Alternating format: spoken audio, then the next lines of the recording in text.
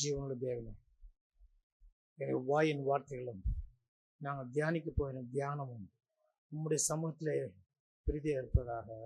ஆமென். ஹல்லேலூயா, ஹல்லேலூயா, ஹல்லேலூயா.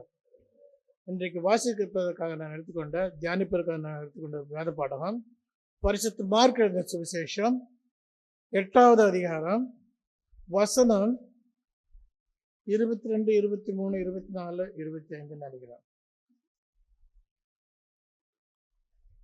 ஆமா, 26 வரைக்கும் வாசிக்கலாம் தானே. அடுத்து அப்புறம் நான் வாசித்த பிறகு நீங்களா என்ன பண்ண போறீங்க? என் கூட சேர்ந்து வாசிக்க போறீங்க. செய்யலாமா? சரி, நான் வாசிக்கிறேன், கேளுங்கம்மா. பின்பு அவர் பெத்சாயிதா ஊருக்கு வந்தார். அப்பொழுது ஒரு குருடனை அவரிடத்தில் கொண்டு வந்து அவனை தொடும்படி அவரை வேண்டிக் கொண்டார்கள். அவர் குருடனுடைய கையை பிடித்து அவனை கிராமத்துக்கு வெளியே அழைத்து கொண்டு போய் அவன் கண்களில் உமிழ்ந்து அவன் மேல் கைகளை வைத்து, எதையாகிலும் காண்கிறாயா என்று கேட்டார். அவன் ஏறிட்டு பார்த்து, நடக்கிற மனுஷரை மரங்களைப் போல் காண்கிறேன் என்றான்.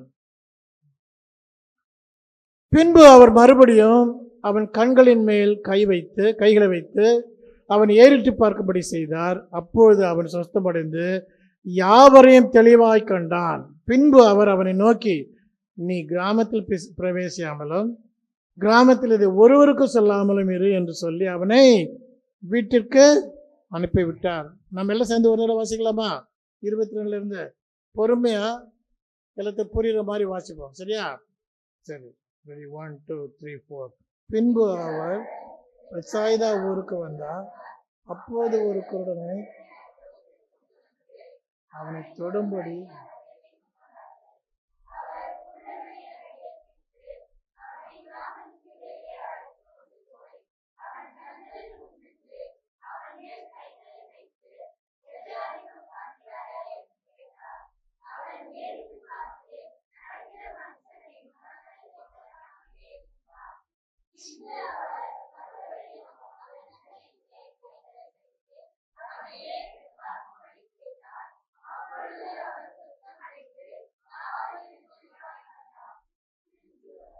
வாசி 26 வாசி. பின்பு அவர்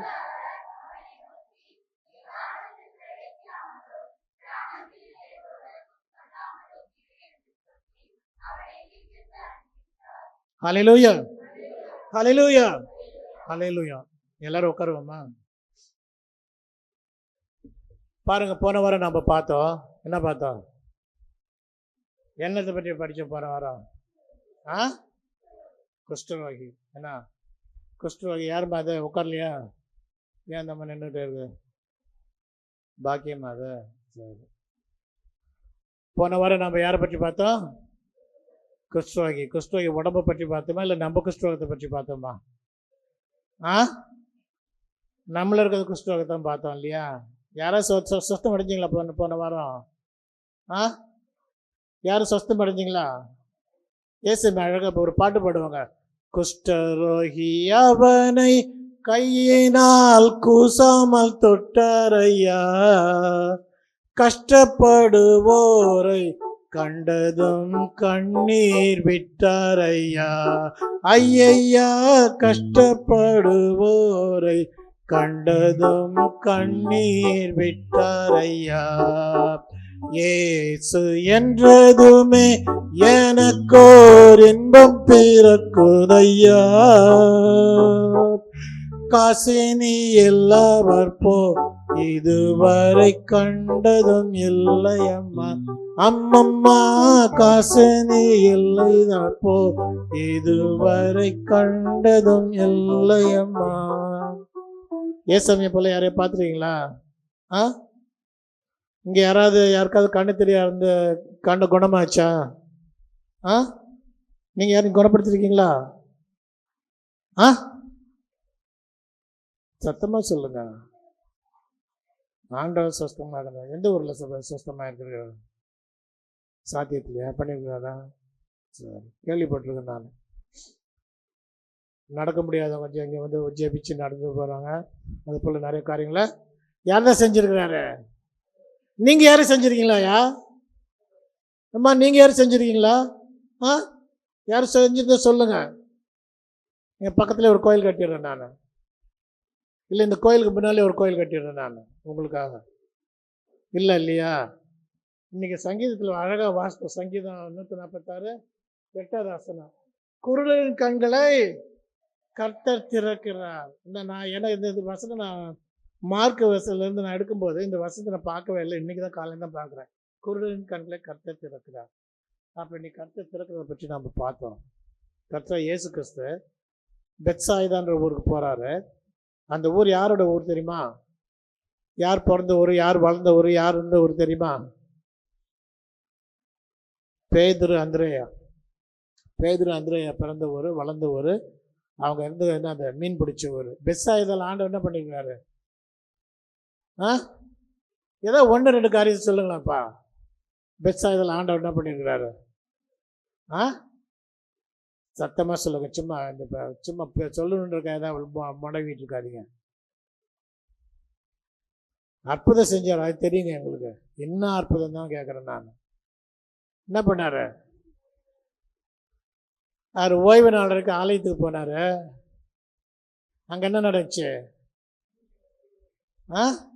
சீமனை கையை உடனே அவன் என்ன பண்ண சொன்னார்?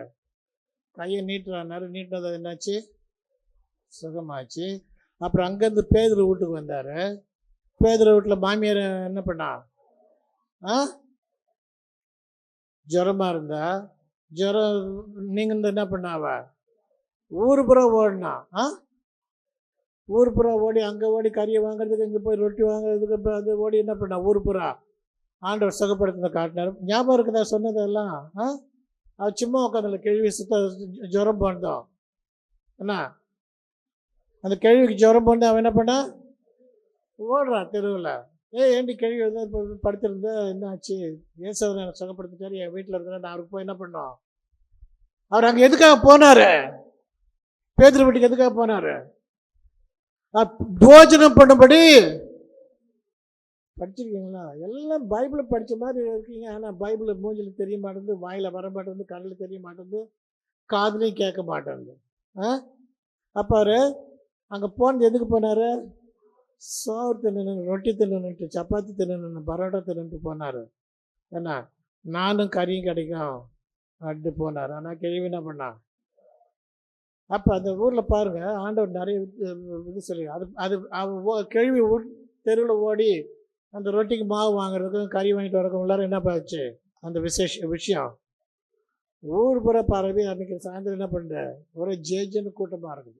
அப்போ இவரை பற்றி அந்த அந்த பெத்சாயிதால எல்லாத்துக்குமே தெரியும் இல்லையா? பெத்சாயிதா கிராமத்தில் வந்து ஏசாமியை தெரியாதவன் ஒருத்தனும் இங்கே யாரும் அப்படி உட்காந்துருக்கீங்களா? ஏசாமியை தெரியாத யாரும் உட்காந்துருக்கீங்களா?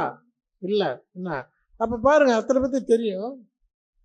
அத்தனை பேர் ஆண்டோட வல்லமையை பார்த்தவங்க, அவரோட சுகப்படுத்த தன்மையை பார்த்தவங்க, அவரோட நேசமாக இருக்கிற தன்மையை பார்த்தவங்க, அன்பாக இருக்கிற தன்மையை பார்த்தவங்க, அவர் பாசமாக நேசமாக காரியங்கள் செய்கிற அத்தனையும் பார்த்தாங்க. அவர் என்ன தலையெழுத்தா? இப்போ ஓய்வு நாளில் சூம்பின கையுடையவனை போய் சுகப்படுத்துறதுங்க அவன் மேலே பரிதாபம் கொண்டார்.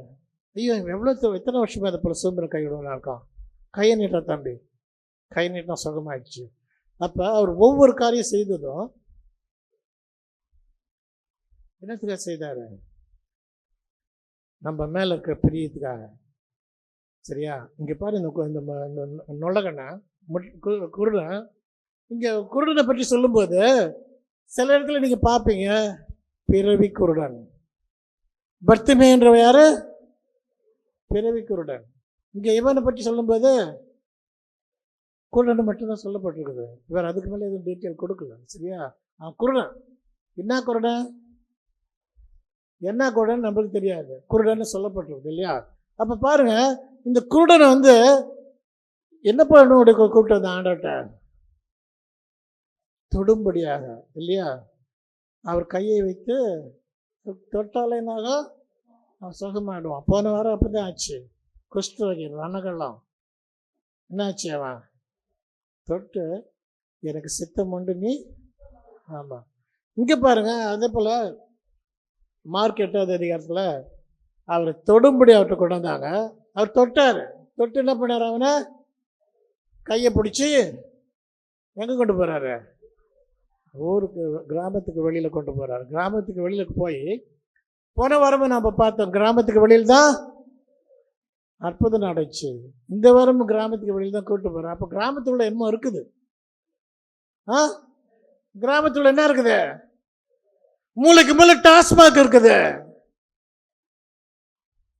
மூளைக்கு மூளை விபச்சாரம் நடக்குது. மூளைக்கு மூளை பாவம் என்ன பண்ணுது? படுத்து தூங்குறதா இருக்குது, தலைவிரிச்சு ஆடுறதா இருக்குது. அப்போ இந்த ஆண்டவர் என்ன பண்ணுறாரு? அந்த குஷ்டரோகிய கையை பிடிச்சி கிராமத்துக்கு வெளியில் கொண்டு போகிறார். அவரோட போகும்போது திருடான ஜனங்களை அவரை ஃபாலோ பண்ணாங்களா? இல்லை யாரோ ஃபாலோ பண்ண இருக்குதா? ஒன்றும் கிடையாது. கையை பிடிச்சாரு, கூப்பிட்டு போகிறாரு. அவன் குஷ்டரோகி, அவன் குருடன்.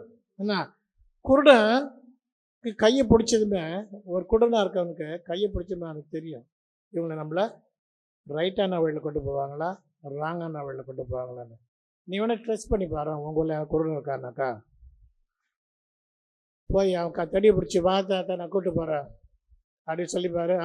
வேண்டாம், ஏன்னா அவனுக்கு உன்னை பற்றி தெரியும், நீ எத்தனை தடவை அவனை தடுமாற வச்சேன்னு தெரியும், அவன் தடிக்க விழுந்து அவனுக்கு தெரியும். அதனால் என்ன பண்ணுவான்?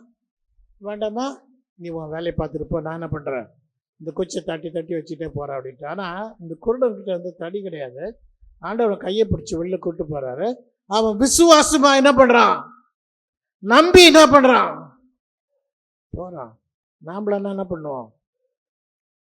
ஏசாமி லெஃப்ட் ஹேண்டை பிடிச்சி நாம் யாராவது ஒருத்தர் ரைட் ஹேண்டை அப்படி தடவிக்கிற என்ன பண்ணுவோம்? எவனா ஒருத்தர் கையை பிடிச்சிக்கிட்டு ஏசாமியை கூப்பிட்டு போகிறாரு, வெளியில் கொண்டு போய் கிணத்துல தள்ளி போகிறாரு. என்ன நீ என் கூட வான்னு கூப்பிட்டு போவோம் இல்லையா? அந்த பற்றி தான் நமக்கு நிறைய பேத்துக்கு இருக்குது. இயேசு விசுவாசிக்கிட்டு நம்ம என்னது கிடையாது. இயேசுவர் எப்படி மன்னிச்சிடுவார், இயேசுவர் எப்படி நம்மளை காப்பாற்றிடுவார், இயேசுவர் எது வேணாலும் செய்துடுவார். ஆனால் அந்த மனசில் எப்படி வேணால் செய்துடுவாருன்ற விசுவாசம் என்னது நமக்கு சுத்தமாக கிடையாது. நாம் பெரிய குருடர்களாக உட்காந்துருக்கோம். என்ன இவனை விட பெரிய குருடராக உட்காந்துருக்கோம். குருடர் கையை பிடிச்சி வெளியில் கூப்பிட்டு போகிறாரு. ஊருக்கு வெளியில் கொண்டு போய் அவன் நிற்க வச்சு உமிழ்ந்து அவன் கண்களின் மேல் கையை வைக்கிறாரு. கையை வச்சு அவன்கிட்ட என்ன சொல்கிறாரு? நீ எதையாகிலும் காண்கிறாயா? அப்போ அவன் என்ன சொல்கிறான்? 24வது வசனம்.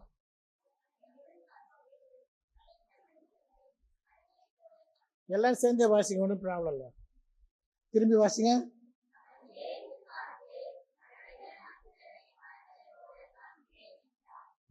பாருங்களா, அவன் ஏறிட்டு பார்க்கறான்னா, இவன் குருடன் என்ன, இவன் குருடன். அவன் ஏறிட்டு பார்த்து நடக்கிற மனுஷங்கள மரங்களை போல காண்றான். எங்கள் நைனா ஒரு கதை சொல்லுவாங்க, நான் சின்ன பையனாக இருக்கும்போது. பிறவி குருடனுக்கும் இது போல கூட வித்தியாசம். ஒரு ஒரு இது சவ ஊர்வலம் நடக்குது. அம்மாவும் அப்பாவும் அடிச்சுட்டு அழுகுறாங்க. அடிச்சுட்டு அழுது போகிறாங்க. இப்போ போகும்போது அது ஒரு 3 மாதத்து புள்ள இறந்து போச்சு. அது தூக்கிட்டு போகிறாங்க. என்ன அப்போ அந்த குருடன் கேட்குறான், என்ன இது யார் செத்து போகுது? இது உங்களுடைய புள்ள செத்து போச்சு.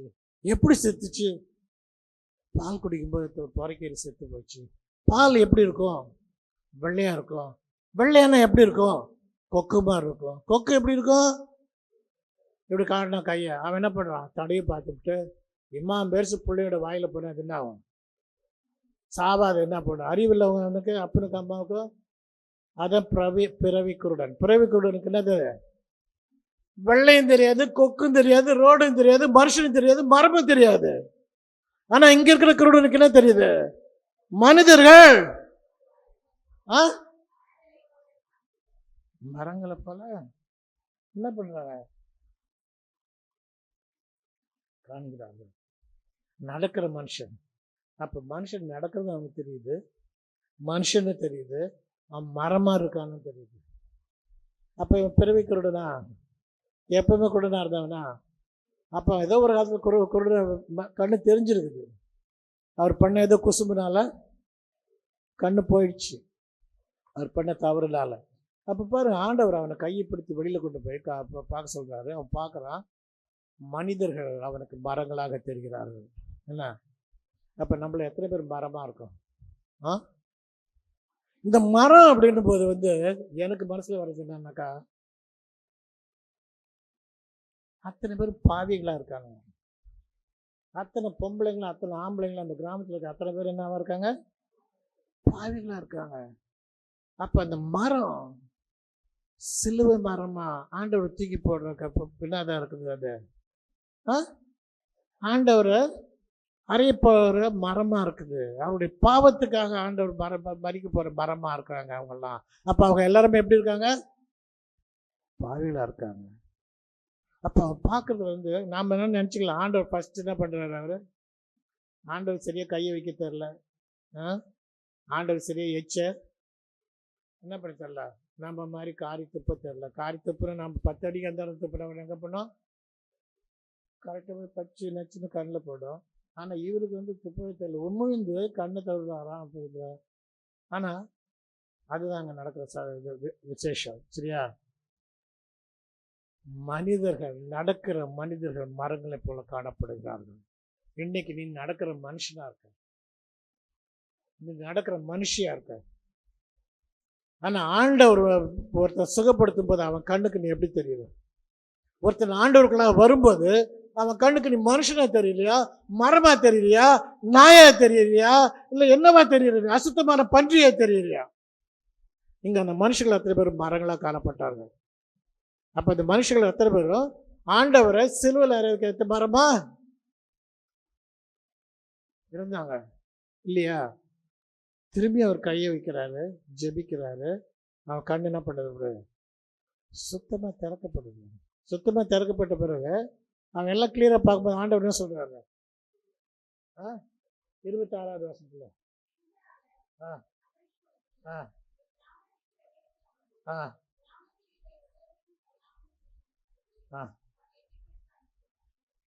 பாருங்களா, அவன் நாமெல்லாம் நம்ம கோயில் ஒரு அதிசயம் நடந்துச்சுன்னா, அற்புதம் நடந்துச்சுன்னா நம்ம என்ன பண்றோம்? ஊர் பூரா டமார் அடிக்கிறோம் இல்லையா? நம்ம தொட்டு ஜெபிச்சு ஒருத்தர் சுகமாயிட்டாருன்னு வச்சுக்கேன், சும்மா ஒன்றும் இல்லை, அவர் 4 மணி நேரத்துக்கு முன்னால் என்ன எடுத்திருப்பாரு? பேராசிட்டமல் எடுத்திருப்பாரு. ஜுரம் கொஞ்சம் கொஞ்சமாக குறையும். ஆனால் நாம் ஜெபிச்சது என்ன பண்ணோம்? ஜுரம் நின்று போச்சு. பேராசிட்டமல் அவர் எடுத்து ரொம்ப நேரம் ஆயிடுச்சு, அது வேலை செய்ய ஆரம்பிச்சு. ஜுரம் இப்போ என்னாச்சு? போயிடுச்சு. உடனே நம்ம என்ன பண்ணோம்? நான் கையை வச்சு ஜெபிச்சதுனால அந்த பையன் என்ன பண்ணோம் சொல்லுவோமா? ஆனால் இங்கே பாருங்க, இங்கே ஆண்டவர் அவன்கிட்ட ஒன்று சொல்லி அனுப்புகிறாரு. அவனை என்ன பண்ணாத, இந்த கிராமத்துள்ளே நுழையாத, இந்த கிராமத்துள்ளே நுழையாத, விலங்கட்டுள்ளே நுழையாத, பல்லாக உள்ளே நுழையாத, சாத்தி உள்ளே நுழையாத, மன்னம்பாடி உள்ளே நுழையாத, மேமாத்துள்ளே நுழையாது. ஏன்? அங்கே இருக்கவளானது நடக்கிற மனிதர்கள் மரங்களை போல இருக்கிறாங்க, பாவிகளா இருக்கிறாங்க. அப்படி அந்த ஊர்ல போய் நீ திரும்பி பாவம் செய்து திரும்பி நீ உன் கண்ணுடைய பார்வை நீ இழக்காதபடிக்கு நீ என்ன பண்ண? இப்படியே ஓடி போடு. என்ன? இப்படியே ஓடி போயிடு இல்லையா? அதுன்னு அர்த்தம் புரியுத நான் சொல்றது? இந்த கிராமத்துள்ள நீ போகாத. இந்த கிராமத்துல நான் என்ன பண்ண? பெஸ்ஸாயுதா கிராமத்துல சூம்பன கையுடைய குணமாக்கியிருக்க, கூண் விழுந்த கேள்வியை குணமாக்கியிருக்க, மாமியை பேதரோட மாமியை கேள்வி குணமாக்கியிருக்க, 1000 பேர்ல குணமாக்கியிருக்க. அப்படி இருந்து அவனுக்கு என்னது? அங்க விசுவாசம் இல்லை, பாவம் தான் அந்த கிராமத்துல பெருகி இருக்குது, அநியாயம் தான் பெருகி இருக்குது, அக்கிரமம் தான் பெருகி இருக்கு. அதனால நீ என்ன பண்ண? உன்னை சுகமாக்குன, நான் யாருன்னு உனக்கு தெரியும், நான் சொல்றேன். நீ என்ன பண்ண? உன் வீட்டுக்கு எந்த பக்கமா போயிடு. கிராமத்துள்ள இந்த கிராமம் உனக்கு சொந்தமான கிராமம் கிடையாது. எதுக்கோ வந்திருக்கு, நீ பிச்சை எடுக்க வந்தியான்னு தெரியல. அதனால என்ன பண்ண? நீ போயிடு. அப்ப ஆண்டவர் உன்னை தொடும்போது அவர் தொடுறது நமக்கு தெரியுது. இவன் என்ன பண்ணிருப்பான்? நம்ம நிறைய படிக்கலாம். ஏசாமி என்னை தொட்டுட்டாரு, நான் குணமாயிட்டேன் அப்படின்னு அவன் என்ன பண்ணிருப்பான்? ஒரு 10 பேத்துக்காக சொல்லியிருப்பான்னு வச்சுங்க இல்லையா? இன்னைக்கு நம்ம சாட்சி சொல்றோம். இன்னைக்கு நிறைய பேர் சாட்சி சொல்றோம் இல்லையா? ஏசாமி அதை பண்ணிட்டாரு, இதை பண்ணிட்டாரு, அப்படி பண்ணிட்டாரு, நான் ஏசாமி விசுவாசிக்கிறேன், ஏசாமி உன்னை குணமாக்கந்த ஒரு காரணத்துக்கு தான் குணமாக்கிருக்கிறார். இல்லையா? இல்லையா? ரைட்டா தப்பா? ரைட்டு. அப்போ ஒன்று ஒரு இடத்துல வச்சிருக்கிறார் ஏசாமின்னாக்கா, சரிங்க, ஆமேன் தான். ஏசாமி ஒரு இடத்துல ஒன்று வச்சிருக்கிறார் அப்படின்னாக்கா என்ன அர்த்தம்? உன்னை குணமாக்குறது மட்டும் அல்ல, நீ குணமானது மட்டும் அல்ல, உனக்கா ஒரு காரியத்தை வச்சிருக்கிறாங்க. புரியுதா? ஏசாமி சிலர் தெரிந்து கொள்ளும்போது, சிலர் தொடும்போது, சிலர் கூப்பிடும்போது, அவர் மனம் திரும்பி வரும்போது, மனம் திரும்புறது மட்டும் உனக்காக இல்லைம்மா, மனம் திரும்புறது மட்டும் உனக்காக இல்லைப்பா, அதுக்கு மேலே ஒரு காரியத்தை வச்சிருக்கிறாரு. அதை நம்ம யோசித்து பார்க்கணும். என்ன, இங்கே அவனை அந்த கிராமத்துள்ள நுழையாத, நீ உன் வீட்டுக்கு போ அப்படின்றாரு. என்ன, அப்போ இன்னைக்கு எத்தனை பேர்த்துக்கு ஆண்டவர் எத்தனை விதமான காரியங்களை செய்திருக்கிறாரு. ஆனால் நம்ம இங்கே உட்காந்து என்ன பண்ணுறோம்? ஏசாமி என்ன என்னை தொடலை, ஏசாமி எனக்கு இன்னும் ஒன்றும் செய்யலை, அவர் எப்போ கூப்பிடுவார் நம்ம பார்த்துட்ருக்கோம். இன்னைக்கு சொல்லிட்டாரு, கண்களை திறக்கிறவராக இருக்கிறார்.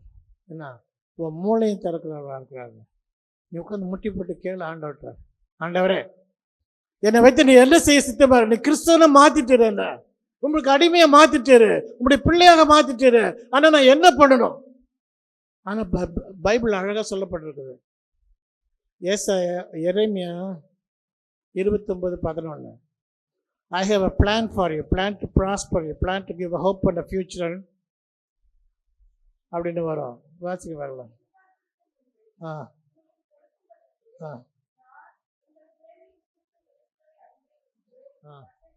சொல்ல பாருங்க விடுங்க, பாருங்க, அவரு உங்களுக்கு அவர் நினைவு வச்சிருக்கிறாரு.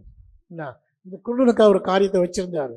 இவன் பிறவி குருடன் கிடையாது, இவன் மனுஷனை பார்த்தவன், நடந்தவன். அவன் பார்க்கும்போது அங்கே இருக்கிற முதல் ஆண்டவர் அவன் தொட்ட போது அவருக்கு தெரிஞ்சது எல்லாமே என்ன வந்துச்சு? பாவமாக தெரிஞ்சு அந்த கிராமத்தில். அப்போ ஆண்டவர் உன்னை தொடும்போது, உனக்கு உணர்த்தும் போது, இந்த பக்கம் போகாத, இங்கே போய் செய்ய அப்படின்னு ஆண்டவர் சொல்லும்போது நாம் அதை கேட்குறவங்களா இருக்கிறோமா? இங்கே ஆண்டவர் அழகாக சொல்கிறார். என்ன, ஒரு பிளான் அவனுக்காக. நீ வீட்டுக்கு போ, நீ இங்கே போகாத. அதை போல் உனக்குன்னு ஒரு பிளான் வச்சிருக்கிறாரு. ஏன்னா அவனுக்கு சொல்கிற அந்த காரியத்தை அவன் செய்தான். ஆனால் நாம் என்ன பண்ணுறோம்? நிறைய பேர் இன்னும் அந்த குருட மாதிரியே என்ன பண்ணுறோம்? கண்ணு தெரிஞ்சாலும் என்ன பண்ணுறோம்? குருடன் மாதிரி உட்காந்துருக்கோம். புரியுதா நான் சொல்கிறது யாருக்காவது? ஹலோ, புரிஞ்சவங்களா அல்லலையே சொல்லி பார்க்கலாம். அல்லலையை மட்டும் சத்தமாக சொல்கிறீங்க, ஆனால் புரியுதா இல்லையான்னு தெரியல. சரி, அப்போ இந்த குருடன் கண்கள் திறக்கப்பட்டது, அவன் பார்த்த காரியங்கள் ஆண்டவர் உணர்றாரு, அவன் கரெக்டாக பார்த்துட்டு தெரியுது.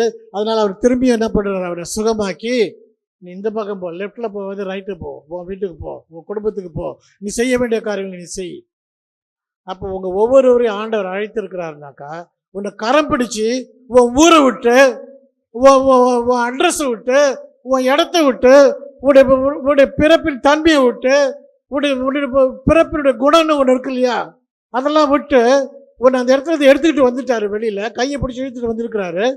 உன்னை கண்ணை குணமாக்கிட்டாரு. என்ன, கண்ணை குணமாக்கிட்டாரு, கண்ணு தெரியுது. அதுக்கப்புறம் அவர் உனக்காக வச்சிருக்கிற பிளான் அவர் சொல்லும்போது நீ அதை செய்ய ரெடியாக இருக்கியா? இன்னைக்கு நம்ம நிறைய பேர் ஆண்டவர் என்ன செஞ்சார் நமக்கு தான் சொல்லிட்டு இருக்கோம். என் கண்ணை திறந்தாரு, என்னை போதையில இருந்து எடுத்தாரு, எனக்கு குடிகாரா இருந்து மாத்தினாரு. அங்கேயே தான் நின்றுட்டு இருக்கோம். இன்னும் செக்கு மாடு மாதிரி சுற்றி எங்கே வரோம்? அதில் தான் வரோம். ஆனால் ஆண்டவர் உன்னை செக்கு மாடாக இருக்கிறதுக்காக வைக்கல. உன்னை என்னைக்கு குணப்படுத்தினாரோ, என்னைக்கு உன்னை போதைப் பொருள் இருந்து எடுத்தாரோ, உன்னை தவறான காரியத்திலிருந்து எடுத்தாரோ, உன்னை குடியிலிருந்து எடுத்தாரோ, உன்னை பாவத்திலிருந்து எடுத்தாரோ, உன்னை அக்கிரமத்திலிருந்து எடுத்தாரோ, உன்னை அநியாயத்திலிருந்து எடுத்தாரோ, நீ செய்கிற காரியம் சரியில்லைன்னு உன்னை அங்கிருந்து எடுத்தாரோ, கையை பிடிச்சி கொண்டு போனாரோ, கண்ணை திறந்தாரோ, அதுக்கப்புறம் அவருக்கு சொல்றது, நீ கேட்க சித்தமாக இருக்கணும். நீ கேட்க சித்தமாக இருக்கணும். ஏன்னா அந்த கிராமம் பூரா மரமாக இருந்துச்சு, அந்த கிராமம் பூரா பாவமாக இருந்துச்சு. ஆனால் அந்த பாவத்தை உணர்த்தி அவன் என்ன பண்ணார்? வீட்டுக்கு அனுப்பிச்சார். இன்னைக்கு எத்தனை பேர் நீங்கள் பாவத்தில் இருக்கீங்களா? எத்தனை பேர் இன்னும் சொல்லிட்டு இருக்காங்க? தெரியல. ஆனால் ஆண்டவர் என்ன பண்ணுறா இருக்கிறாரு? உனக்குன்னு ஒரு பிளான் வச்சிருக்காரு. என்ன அதை விட்டுட்டு நான் இன்னும் இப்படிதான் இருக்கணுமா, நான் இன்னும் இப்படிதான் கேள்விப்பட்டு இருக்கணுமா, இன்னும் நான் அடிமையா இருக்கணுமா, நான் இன்னும் இதா இருக்கணுமா? அவர்கிட்ட போய் கேளுப்பா. அவர் உன்னை காலத்துக்கு தெரிஞ்சிருக்கிறாருல்ல. உன் கையை பிடிச்சி உன்னை கூப்பிட்டு வந்திருக்கிறாருல உன் ஊரை விட்டு வெளியில. உன் கண்ணை குணமாக்கினார்ல, உன்னை குணமாக்கி உன்னை விட்டுட்டு போறதுக்கு விட்டு வந்தாரு அவரு.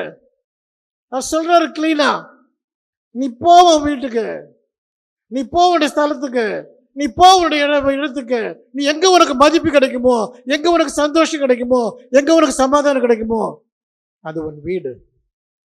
அது நான் உனக்காக தெரிந்து கொண்ட இடம். அங்க போ. சும்மா அங்கேயும் சுத்திட்டு ஏசி எனக்கு ஜீவன் தந்தாரே பாடுவான் இல்லையா, அதை போல பாடிட்டு நீ அலைய வேண்டாம். நான் உனக்கு சொன்ன காரியத்தை செய்ய. குடும்பம்னு ஒன்று வச்சிருக்கியா, நீ என்ன பண்ண? குடும்பத்துல போய் குடும்பத்தை வைத்த புருஷனாரு. மனைவின்னு ஒன்று வச்சிருக்கிறாரா, அந்த மனைவிக்கார ஸ்தானத்துல. அதுதான் இன்னைக்கு ஆண்டவர் எதிர்பார்க்கிறார். இன்னும் நீ குருடனா, இன்னும் நீ முரடனா, ஒன்றும் தெரியாது மகனா இருக்கிற அப்படின்னாக்கா ஆண்டவர் நீ சொல்லிட்டார். உன்னை உன் கையை பிடித்து கிராமத்தை விட்டு வெளியில கொண்டு வந்த அவர், உன்னை சுகமாக்கின அவர், உன் கண்களை திறந்து நானே வழியும் சத்தியம் ஜீவனுமா இருக்கிறேன் என்ன என்று உனக்கு சொல்லியிருக்கிறார்ல. திரும்பி திரும்பி அதுல எதுக்கு போயிட்டு இருக்க? ஏசு என்ன காப்பாத்துற, ஏசு காப்பாத்திட்டாரு, வழியும் காட்டுறாரு. அந்த வழியில் அவரு முன்னால போகிறாரு. அவர் என்ன சொல்றாரு? என் சமூகம் உனக்கு முன்பாக. அப்ப நீ அவருடைய வார்த்தையை கேட்டினாக்கா, அவருடைய வசனத்தை கேட்டினாக்கா, அவருடைய சத்தத்தை கேட்டினாக்கா, அங்க யார் இருக்க போறது உன்னோட? ஆண்டவர் இருக்கிறவராக்குறாரு. ஆனா நீயே எடுத்துக்கிட்டு கிராமத்துள்ள போறீங்கன்னா என்ன பண்ணுவ? இன்னைக்கு எவனாவது கிராமத்தை விட்டு வெளியில வந்துவிட்டு அந்த ஊருக்கு திரும்பி போறான், எவனாவது மதிக்கிறானா? இவனடா இப்படி ஆயிட்டான், இவனடா இப்படி இருக்கான், இவன் எப்படிதான் இருந்தானடா. ஒரு சின்ன எக்ஸாம்பிள் சொல்லி நான் முடிக்கிறேன். நான் வெள்ளங்காட்டில் வந்து காலனி மனுஷர் ஒருத்தர் இங்கே வந்தார். ரொம்ப ஒரு ரெண்டு வருஷம் முன்னாடி நடந்தது. வெள்ளங்காட்டில் காலனிக்காரரு. அவர் சென்னையில் என்ன பண்ணுறாரு, நல்ல பதவியில் இருக்கிறாரு, கவர்மெண்ட் ஜாபில் இருக்கிறாரு, நல்லா சம்பாதிக்கிறாரு. என்ன அவர் வந்தவர் இப்படியே வந்து இந்த கோயிலில் வந்து ஜபத்தை பண்ணிட்டு இப்படியே நான் வேப்பூர் போய் ஊருக்கு போகிறேன். என்னையா நீ என்ன ஒரு வெள்ளங்காட்டில் வளர்ந்தால வெள்ளங்காட்டில், உங்கள் அப்பாவை எனக்கு நல்லா தெரியும், நான் இந்த ஊரில் பிறந்து வளர்ந்தேன், சின்ன பையனாக இருக்கும்போது அவருக்கு எல்லாம் வந்தது நல்லா வச்சுதான் எனக்கு தெரியும். சரி இவ்வளோ தூரம் வந்த, ஏதோ ஒரு காரணத்துக்காக வேலைக்காக வந்த, வேலையை முடிச்சுட்டு அங்கே ஒரு சொந்தக்காரனாக இருப்பானு போய் பார்க்கலான்னு. அடையங்க அங்கே ஊரில் போகுது என்ன பண்ணுவான், குமார் எப்படா இருக்க, எப்படா வந்த, என்ன பண்ணுவான்? ஊரில் இருக்க ஒரு மாதிரி பேசுவான், காலையில் இருக்க ஒரு மாதிரி கேவலமாக பேசுவான். அந்த கேவலத்தில் கேட்கறதுக்கு எனக்கு டைம் கிடையாது. எப்படி இருந்தால் எப்படி எடுக்காமல் பாருங்க, என்னை பற்றி தவறாக பேசுவாங்க, அதெல்லாம் எனக்கு கேட்கறது கிடையாது, அதெல்லாம் முடிச்சு போன கதை. நான் என்ன பண்ணுறேன்,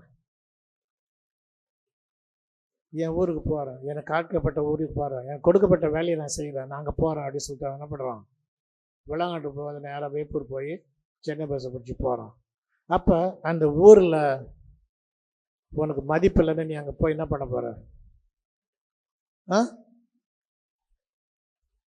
சரியா?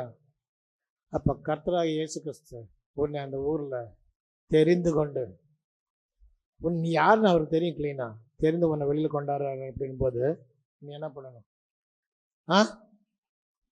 திரும்பி திரும்பி நாயை போல, நாய் கக்கினதை தின்பதை போல, பன்றியின் மலர் போடப்பட்ட முத்து. பண்ணிக்கு தெரியாது அது முத்தா, அது தங்கமா கோல்டா என்ன, அதெல்லாம் ஒன்றும் தெரியாது. நான் என்ன பண்ணாத, மிதித்து போட்டு நசுக்கி போட்டு ஒன்றையும் என்ன பண்ணுமா, பீருமா. ஆனால் கர்த்தர் கரம் பிடித்து வழிநடத்துகிற கர்த்தர் எல்லாம் முட்டி போடுங்க. கரம் பிடித்து வழிநடத்துகிற கர்த்தர் என்று உன்னை தெரிந்திருக்கிறார். உன் கையை பிடித்து உன்னை அழைத்து வந்திருக்கிறார். இன்னைக்கு சார் அழகா சொன்னாரு. என்ன சொன்னாரு? Even to your old age and gray hair, I am he who sustain you. உன் முதிர் வயது வரைக்கும் உன்னுடைய நரை முடி வரைக்கும், முதிர் வயது வரைக்கும், I am he who sustains. நானே உன்னை பாதுகாக்கிறவன். உன்னை பாதுகாத்தேன், இன்னமும் பாதுகாத்தேன், உன்னை ஏந்துவேன், சுமப்பேன், தூக்குவேன். அப்ப அந்த தேவன் இந்த கிராமத்தை விட்டு வெளியில கொண்டாந்து விட்டுருக்காருங்க. உன்னை அந்த பாவத்திலிருந்து வெளியில கொண்டாந்து விட்டுருக்காருங்க. இன்னைக்கு உங்களால யாராவது உங்களை ஒப்பு கொடுக்க விரும்புறீங்கன்னாக்கா, ஆண்டவரே நான் இனி இந்த பாவத்தில் இருக்க மாட்டேன், ஆண்டவரே நான் இனி இந்த பிரச்சனையில் இருக்க மாட்டேன், ஆண்டவரே நீர் எனக்கு போதும், நீர் ஒருவர் தான் என் தேவன், நீர் ஒருவர் தான் என் பாவத்தின் பரிகாரி அப்படின்னு சொல்ற முன்னால வந்து முட்டி போடு. உன்னை ஒப்பு கொடுக்க சித்தமாறலாம் முன்னால வந்து முட்டி போடு. இல்ல பரவாயில்ல, நான் அங்கேயே இருக்கிறேன், நான் என்ன இருந்துக்கோ. ஆனா ஆண்டவர் ஒப்பு கொடுக்கறதுக்கு உனக்கு தைரியம் இல்லைன்னாக்கா, உனக்கு மனசு இல்லைன்னாக்கா, நீ திரும்பி எங்கதான் போற? அந்த கிராமத்துள்ளதான் போற. திரும்பி நீ குருடனா தான் இருக்க போற, நீ திரும்பி நீ பாவியா தான் இருக்க போற. ஆனா அந்த தேவன், உன்னை தெரிந்து கொண்ட தேவன், உன்னை பெயர் சொல்லி அழைத்த தேவன், உனக்காக காரியங்கள் செய்கிறவன், உன்னை இந்த கிராமத்தை விட்டு எடுத்து, பெத்சாயிதா போல இருக்க பாவத்தில் இருந்த கிராமத்தை விட்டு எடுத்து, உன்னை ஒரு பரிசுத்தமாக்கி, உன்னை ஒரு காரணத்துக்காக உன்னை மோல்ட் பண்ற. அவன்கிட்ட ஒண்ணு ஒப்புக்கொடு, அவன்கிட்ட ஒண்ணு ஒப்புக்கொடு.